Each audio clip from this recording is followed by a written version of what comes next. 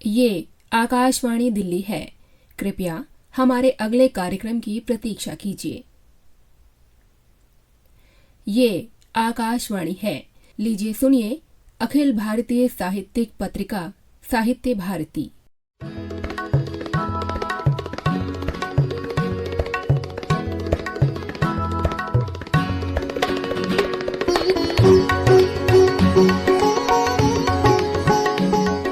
नमस्कार। आकाशवाणी की राष्ट्रीय साहित्यिक पत्रिका साहित्य भारती में आपका स्वागत है। ख्वाहिशों का समंदर आकाश से भी गहरा होता है। घनी सुनहरी मछलियां या तो सांसों को भूख के धरातल पर रखकर दूर गगन की ओर उड़ जाती हैं, या सिकुड़ते दरिया से समझौता कर लेती हैं। ख्वाहिशें जब दिल से जन्म लेती हैं, तब आईने के सामने खड़ी होकर जोर जोर से हंसने लगती हैं। नतीजतन ख्वाहिशें फिर बढ़ जाती हैं। ख्वाहिशें जब कागज पर उतरती हैं, तब उनका रग रग बयां होता है और हमेशा के लिए दस्तावेज बनकर प्रेरणा और संबल का कार्य करता है। सन 2024 साहित्य जगत के लिए एक ऐसा ही वर्ष रहा है। अनेक सपने परवान चढ़े हैं, कुछ सपने टूटे भी हैं, कुछ नई उम्मीदों के दहलीज पर खड़े हैं। इस वर्ष अनेक नई कृतियां पाठकों के सामने आई हैं। इस गुलशन के फूल के अंतर्गत आइए एक नजर डालते हैं इन कृतियों और इनके प्रकाशन पर।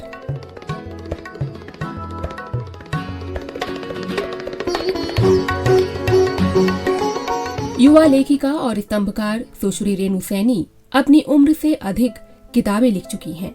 आइए इनके सपनों की दुनिया में चलते हैं। मैं एक प्रबुद्ध पाठिका के साथ साथ एक लेखिका भी हूँ। बहुत सारे विषयों पर बचपन से ही लिखती रही हूँ और अभी तक मेरी 40 पुस्तकें आ चुकी हैं और इनमें से कई पुस्तकों के अंग्रेजी, कोंकणी और मराठी भाषा में अनुवाद भी हो चुके हैं। नेशनल बुक ट्रस्ट से मेरी एक पुस्तक आई है, रंगीली टिक्की और गुल्लू। इसका अभी तक 7 भारतीय भाषाओं में अनुवाद किया जा चुका है और यह बताते हुए मुझे बड़े ही हर्ष की अनुभूति हो रही है कि इस वर्ष मेरी 3 पुस्तकें विभिन्न प्रकाशकों से आई हैं। मेरी एक पुस्तक प्रकाशन विभाग से आई है, नटखट बचपन, और एक सामायिक प्रकाशन से आई है, खुशियों की पाठशाला, और शुक्राना गुरुजी मेरी प्रभात प्रकाशन से आई है। देश देश की लोक कथाएं भी प्रभात प्रकाशन से आई हैं। और जब भी हम देखिए पुस्तक पढ़ते हैं तो हमारा बहुत अधिक जो मस्तिष्क है वो उसकी उर्वरा शक्ति बड़ी तीव्र हो जाती है और हमारी कल्पना शक्ति भी उसी गति से चलने लगती है। और लेखन कार्य के लिए बहुत ज़रूरी है कि हमारे दिमाग को पढ़ने की खुराक मिले। और मुझे लगता है कि जो मैं लिखना चाहती हूँ अभी तक वो बहुत अच्छा बाहर नहीं आया है। मेरी ख्वाहिश अवश्य पूरी होगी और भी अनेक विषयों पर मैं लिखूंगी, नए नए विषयों पर लिखूंगी और पाठकों को मेरी वो सभी पुस्तकें पसंद आएंगी। आइए राजधानी दिल्ली में साहित्य अकादमी सभागार में चल रहे पुस्तकायन मेले की ओर चलते हैं। जानने की कोशिश करते हैं पाठकों की रुचि किस तरह की किताबें पढ़ने में है। मेरा नाम नीरा जलक्षत्री है। एक पाठक के तौर पर मेरा इंटरेस्ट अगर मैं बात करूं तो पोइट्री में भी है, नॉवेल्स में भी है, पॉलिटिकल फिक्शन मुझे ज़्यादा पसंद है। किताबें बची रहेंगी तो बहुत कुछ बचा रहेगा, मुझे ऐसा लगता है। किताबें यकीन जानिए नई दुनिया का दरवाज़ा खोलती हैं, नए विचारों की खिड़कियाँ हैं वो। तो मुझे लगता है कि किताबें ज़रूर पढ़नी चाहिए। मैं यही चाहूँगी कि पढ़ें आप, क्योंकि पढ़ने से आपके अंतःकरण का विस्तार होता है। आप अपने एक जीवन में 500 तरह की जिंदगियां नहीं जी सकते, लेकिन आप अपने एक जीवन में किताबों के जरिए 1000 तरह की जिंदगियों के अनुभव को बहुत करीब से देख सकते हैं। और ये आपको अंदर से थोड़ा बड़ा बनाता है, थोड़ा सेंसिटिव बनाता है, क्योंकि हो सकता है कि आप एक सर्टेन जेंडर में हो, लेकिन आप मेल हैं, आप फीमेल नहीं हो सकते, आप फीमेल हैं, आप ट्रांसजेंडर नहीं हो सकते, लेकिन आप इनके जीवन की बायोग्राफीज पढ़कर इनके जीवन के संघर्ष को बहुत करीब से देखते हैं और आप थोड़ा सेंसिटिव हो जाते हैं बनिस्बत चलते हुए फिक्रे कसने की बजाय। तो किताबें आपको सेंसिटिव बनाती हैं, आपको ऐसी तमाम जिंदगियों के बारे में रूबरू कराती हैं जो आप अपने एक जीवन में नहीं जी सकते। और जितना ही आप दूसरों की जिंदगियों के संघर्ष को, उनके उतार चढ़ाव को और उनकी तकलीफों को और उनकी खुशियों को भी करीब से महसूस करते हैं जब आप उनके बारे में पढ़ते हैं किताबों के जरिए, तो यकीन जानिए आप बेहतर इंसान बनते हैं। क्योंकि आप स्ट्रेट फॉरवर्ड कोई कमेंट करके आगे नहीं बढ़ते, आप ठहरते हैं और आप समझते हैं, सुनते हैं और कुछ भी खराब करने और बोलने से बच जाते हैं। तो किताबें आपको दरअसल बुरा होने से भी बचाती हैं, इसलिए भी पढ़ना चाहिए। प्रकाशक अक्सर वही किताबें सामने लाते हैं जो समकालीन परिवेश के हित में होती हैं। आइए कुछ प्रकाशकों से बात करते हैं। मेरा नाम फतेह सिंह है, मैं राजपाल एंड सन्स से। विगत 2024 में हमारी कई सारी ऐसी किताबें आई हैं। सदी के सामने हमारी किताब है जिसमें 2000 से बाद की जो कविताएं हैं नए लेखकों की, उस पर विचार है, वो अच्छा रिस्पांस है। और एक किताब और आई है हमारी जो इससे पहले की कविता सदी, उसमें भी काफ़ी संकलन है कविताओं का।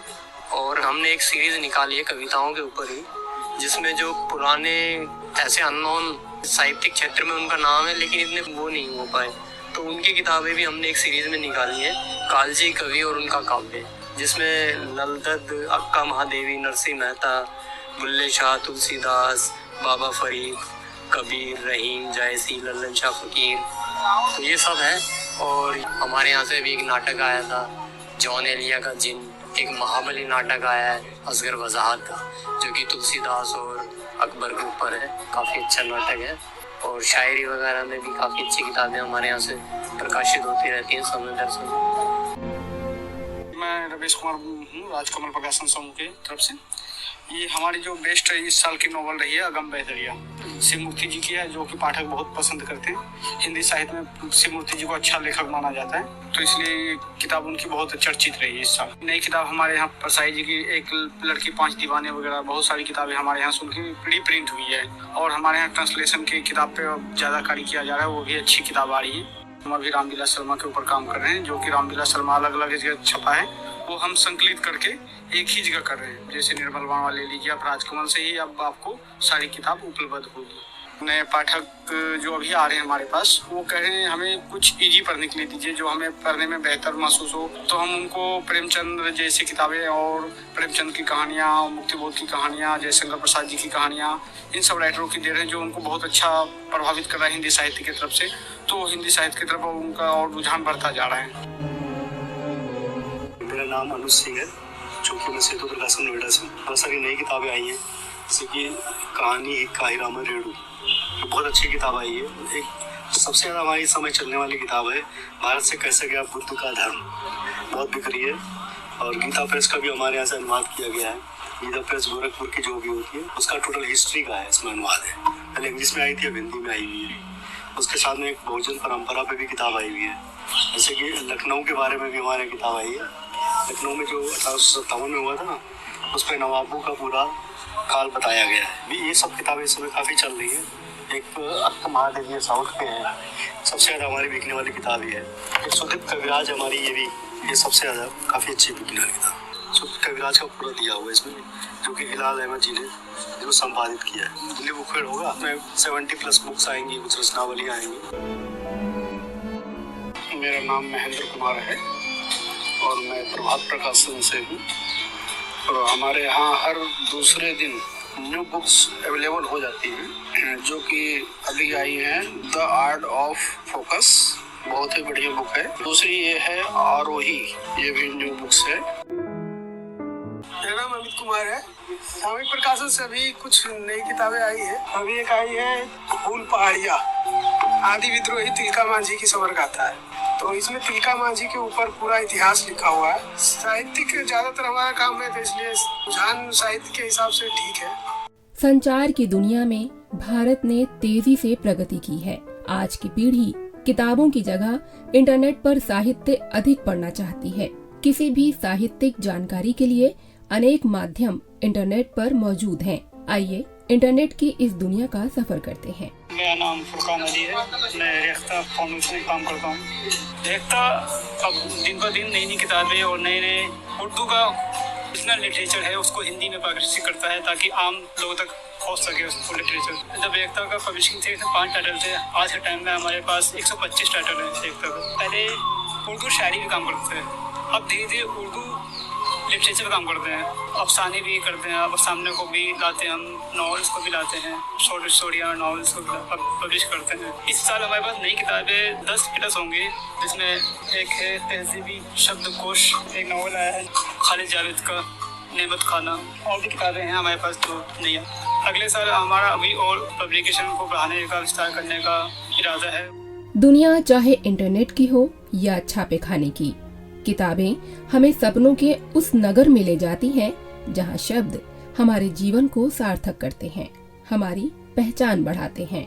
लेखक, पत्रकार और संपादक धर्मवीर भारती के नाम को आज सभी उनकी प्रमुख कृति अंधा युग से पहचानते हैं। मैं मधु अग्रवाल किताबें पढ़ती हूँ।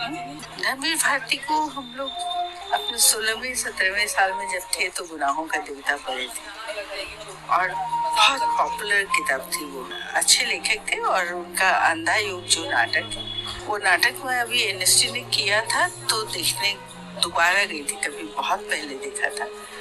तब बताया गया कि ये नाटक उन्होंने अपने 25 साल की उम्र में लिखा था और बहुत ही जानदार। तो उनकी लेखनी में तो कोई डाउट ही नहीं है कि 25 साल की उम्र में अंधा युग जैसा नाटक लिखा जा सकता है जो आज भी प्रासंगिक है।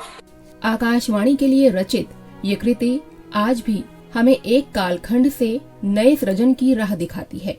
वरिष्ठ साहित्यकार डॉक्टर चित्रा मुदगल से धर्मवीर भारती का रिश्ता लेखक और पाठक का ही नहीं बल्कि गुरु और छात्र का भी रहा है। 10 दिसंबर को जन्मी डॉक्टर चित्रा मुदगल क्या कहती हैं 25 दिसंबर को जन्मे धर्मवीर भारती के बारे में। आइए सुनते हैं चित्रा मुदगल के संस्मरण कुछ अनकही बातें। 62 के समय तक मैंने बातचीत किया है उनके साथ में, है ना, और लगातार लिखती रही हूँ और लगातार छपती रही हूँ हमेशा।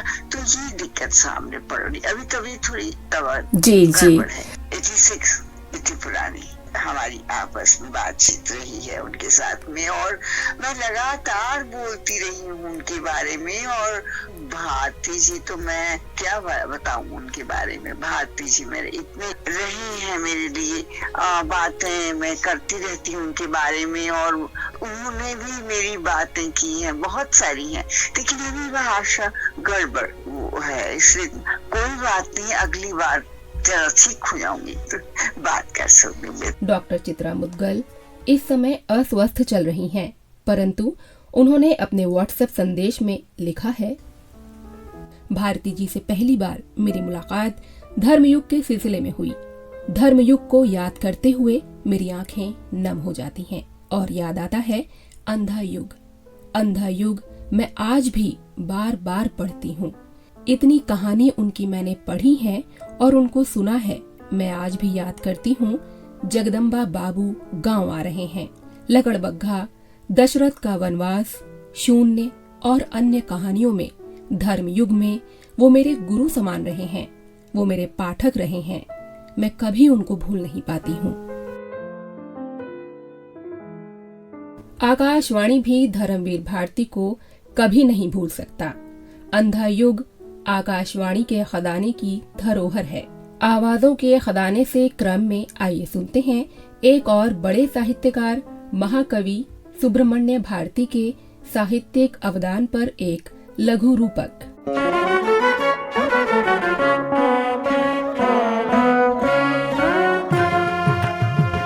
प्रस्तुत है रूपक स्याही में दौड़ती नवचेतना।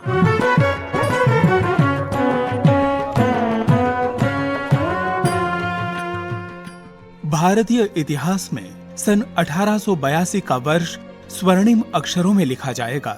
इस वर्ष देशवासियों को आत्मगौरव के लिए संघर्ष करने की प्रेरणा देने वाला गीत वंदे मातरम बंकिम चंद्र चटर्जी के प्रसिद्ध उपन्यास आनंद मठ द्वारा हमारे सामने आया। इसी वर्ष 11 दिसंबर को सुब्रमण्यम भारती का जन्म हुआ। 1857 की क्रांति के असफल हो जाने के उपरांत राष्ट्र को पुनः संगठित करने के प्रयास अनेकों रूपों में प्रारंभ हो चुके थे। ऐसे में राष्ट्रीय चेतना के अमर गायक तथा तमिल की आधुनिक काव्य धारा के अग्रदूत सुब्रमण्यम भारती ने अपनी रचनाओं द्वारा बहुमूल्य योगदान दिया। सुब्रमण्य भारती की भारत भूमि विषयक कविताओं के मूल स्वर हैं राष्ट्र भावना एवं सांस्कृतिक चेतना, भारत के प्रति युवा हृदयों को शक्ति, विश्वास और आस्था प्रदान करने का जागरूक प्रयास इन कविताओं में समाहित है। इसके अंतर्गत सुब्रमण्य भारती की कविताएं वंदे मातरम, भारत देश, भारत माता नवरत्न माला तथा जाति गीत उल्लेखनीय हैं।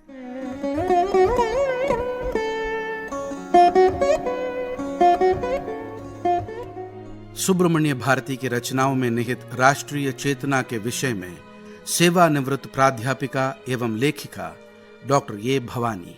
आज आतंकवाद के कारण और कुछ युवकों की विचारधाराओं में देश के प्रति जो प्रेम का अंकुर है वो मिट गया है। राष्ट्रीय विचारधारा को जगाने के लिए रचनाकारों की भी कमी है। ऐसे में सुब्रमण्य भारती की रचना को पुनः दोहराना अति आवश्यक है। उन्होंने सबसे पहले बच्चों को अपने देश की महानता और अखंडता का ज्ञान कराना जरूरी समझा और पापा पाटिल लिखकर उन्हें कई दिशाओं से देश के प्रति प्रेम को जगाने का अपूर्व काम किया। उनका विचार था वसुदेव कुटुंबकम, भारत माता सबकी माँ है, हम सब उनके संतान हैं। माँ की पूजा ईश्वर की पूजा के समान है, इसलिए भारत माता को ही उन्होंने ईश्वर का स्वरूप भी दिया। भारतीय संस्कृति और सभ्यता पर विशेष रूप से भारतीय ने अपनी रचनाओं में स्थान दिया है। राष्ट्रकवि सुब्रमण्य भारती ने भी इस भौगोलिक एकता को अपनी कविता में समेटा है। जब व्यक्ति अपनी व्यक्तिगत भावनाओं को छोड़कर समष्टिगत कार्यों में लग जाता है तब राष्ट्रीयता का जन्म भी होता है। ऐसे ही एक महान कवि थे सुब्रमण्य भारती, जिन्होंने अपने को राष्ट्र हित के लिए समर्पित कर दिया। आज भारत में भाषाई भेद दूर करने की बात भी भारतीय ने अपनी रचनाओं में कहा है और पराधीनता को दूर करने के संग्राम में एक प्रकार की एकता की कल्पना की है। विड़दले विड़दले जैसी पंक्तियां और शंगकुंडे वेट्टी ऊदवो में उन्होंने इस बात का स्पष्ट वर्णन किया है। सन 1928 में भारतीय ने वंदे मातरम का तमिल अनुवाद प्रस्तुत करके राष्ट्रीय चेतना को जगाया है। उनकी ये पंक्ति सिंधु नदी इसे इसका एक द्योतक है, जिसका स्पष्ट अर्थ है कि सिंधु नदी में चांदनी के समय केरल की सुंदर कन्याओं के साथ सुमुगट तेलुगु में गीत गाते, नाच चलाते क्रिया करेंगे। कावेरी के किनारे उत्पन्न पान देकर गंगा तट पर उपजे गेहूं के पदार्थ विनिमय करेंगे। शेर जैसे मराठी कवियों की कविताएं सुनकर केरल के सभी हाथी दांत भेंट करेंगे। कांचीपुरम में ऐसा यंत्र का निर्माण करेंगे जिसे काशी के विद्वानों की बात हम सुन सके और राजस्थान के वीरों का सम्मान कर्नाटक का स्वर्ण देकर करेंगे। तमिलनाडु में इस प्रकार की राष्ट्रीय चेतना जैसा उदाहरण शायद ही अन्यत्र मिले। इसका श्रेय यहाँ के लोग, यहाँ के महान रचनाकारों को ही है, जिसमें स्वतंत्रता और मातृभूमि प्राणों से भी प्यारी थी और उसमें सुब्रमण्य भारती एक विशेष रूप से उल्लेखनीय है। उन्होंने स्वतंत्रता देवी की स्तुति नामक कविता में लिखा है, सुखप्रद ग्रह त्याग कर रहना पड़े यंत्रणा युक्त कारा में, वंचित होकर पदवी लक्ष्मी से बनना पड़े निंदा का पात्र, कोटिशः कठिनाइयां हों मेरा विनाश करने को प्रस्तुत, तो भी है स्वतंत्रता देवी तुम्हारी वंदना भुला नहीं सकता। एक रचना में उन्होंने कहा है, ओ शक्तिहीन क्षीण बाहुबल भारत जा जा जा, ओ तेजहीन निष्प्रभ नेत्र कातर वाणी वाले जा जा जा, ओ कांतिहीन भयभीत हृदय युक्त जा जा जा, कांति युक्त नेत्रों वाले दृढ़ संकल्पों वाले भारत आ आ आ, शक्ति युक्त कंधों वाले निर्मल मति वाले दिनों के दुख में दुखी भारत आ आ आ। राष्ट्रीय नेताओं से संबंधित कविताओं में छत्रपति शिवाजी, गुरु गोविंद सिंह, गोखले, दादा भाई नौरोजी, लोकमान्य तिलक, लाला लाजपत राय, महात्मा गांधी व चिदम्बरम पिल्लई आदि उल्लेखनीय हैं। उन्होंने संघर्ष के लिए आह्वान किया है, ये आतताई हमें सताते रहें और हम सहन करें इनके दुराचार को, नरक तुल्य जीवन बिताते रहें तो भला कौन जीवन कहेगा इसे।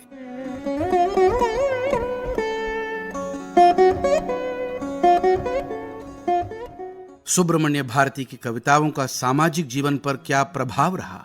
चेन्नई स्थित दक्षिण भारत हिंदी प्रचार सभा की प्रवक्ता श्रीमती कौशल्या वरदराजन। राष्ट्रकवि सुब्रमण्यम भारती राजनीतिक स्वतंत्रता के साथ साथ सामाजिक स्वतंत्रता के प्रबल समर्थक थे। अपने समकालीनों की भांति वे सदियों से सड़ी गली परंपराओं से जकड़े भारतीय समाज को मुक्त करना चाहते थे। अपनी प्रखर रचनाओं के माध्यम से उन्होंने सामाजिक स्वतंत्रता का उद्घोष करते हुए कहा, विडुदलाई विडुदलाई विडुदलाई परवरोड कुरुवरुक्कु मरुवरुक्कु विडुदलाई। भारत देशम कविता में भारती ने अपने स्वप्नों के आदर्श भारत का चित्र उकेरा है। ऐसा भारत जहां लोग शांति पूर्वक रहें, जहां जाति लिंग के आधार पर कोई भेदभाव न हो, जहां सभी शिक्षित और प्रगतिशील हों। महाकवि भारती भारतीय समाज में स्त्रियों की स्थिति को लेकर चिंतित थे।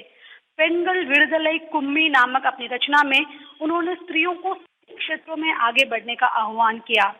भारतीयार के अनुसार शिक्षा के प्रकाश से ही समाज में व्याप्त अंधकार को दूर किया जा सकता है। अतः उन्होंने कहा, वीड तोरुम कलयिन विளக்கம் वीडी तोरुम इरंडोरु पल्ली, अर्थात घर घर में कला की चमक हो तथा गली गली में एक दो विद्यालय हो।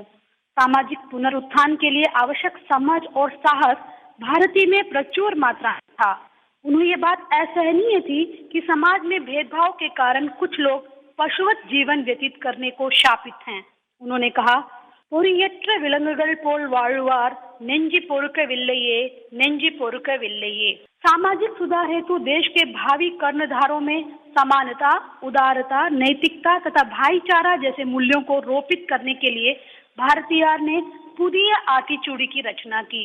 उन्होंने लिंग, जाति, वर्ग आधारित समाज का पूर्ण रूप से खंडन किया। इस प्रकार कहा जा सकता है कि महाकवि भारती ने अपनी रचनाओं के माध्यम से सामाजिक पुनरुत्थान में महत्वपूर्ण भूमिका का निर्वहन किया। निस्संदेह भारती क्रांतिदर्शी कवि थे। वे इस क्रांति के महत्व को, इसके दूरगामी प्रभावों को सहज रूप में अनुमानित कर सकते थे। भारती के काव्य में भाषा प्रेम, राष्ट्र प्रेम तथा विश्व प्रेम एक ही सूत्र में बंधे मुक्ता मणियों की तरह अभिव्यक्त हुए हैं। चिंतन एवं कल्पना के अद्भुत समन्वय से ओतप्रोत महाकवि सुब्रमण्य भारती के प्रतिपादित विषय राष्ट्र और समाज के लिए आज भी मार्गदर्शन कर पाने में सक्षम हैं। अभी आप सुन रहे थे रूपक, स्याही में दौड़ती नवचेतना। 11 दिसंबर को जन्मे सुब्रमण्य भारती आजादी आंदोलन के ऐसे सिपाही रहे हैं जिनके कलम के आगे अंग्रेजी सरकार की तलवार भी बौनी दिखाई पड़ती है। आजादी के ऐसे दीवानों को आकाशवाणी सदा अपनी स्मृति में संजोए रखता है। गणतंत्र दिवस पर भी आकाशवाणी द्वारा संविधान की 8वीं अनुसूची में सम्मिलित सभी 22 भाषाओं की कविताओं पर आधारित सर्वभाषा कवि सम्मेलन का आयोजन करता रहा है। गणतंत्र दिवस की पूर्व संध्या पर प्रसारित इस सर्वभाषा कवि सम्मेलन की रिकॉर्डिंग का आयोजन इसी वर्ष 19 दिसंबर को मुंबई में होने जा रहा है।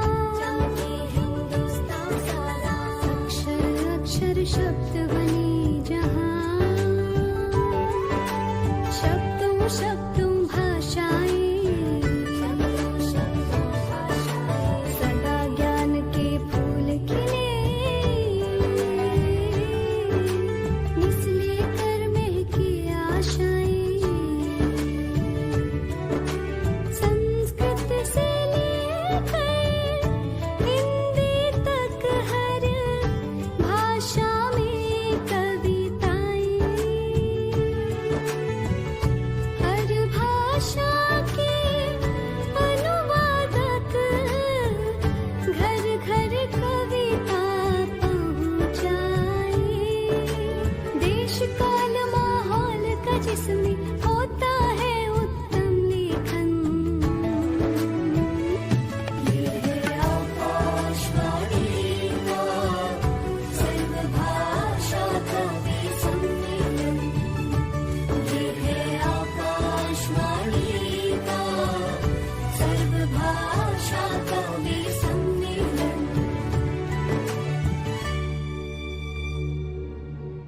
2024 में हमारी उपलब्धियां निश्चित रूप से उत्साह से भरी रही हैं। आने वाले वर्ष से भी हमें बहुत उम्मीदें हैं। चलते चलते हम यशपाल अटल बिहारी वाजपेयी, उपेंद्र नाथ अश्क, रघुवीर सहाय और ठाकुर प्रसाद सिंह की स्मृति को भी अवश्य नमन करेंगे, जिनसे हमारे साहित्य को नई गति और प्रगति मिली है।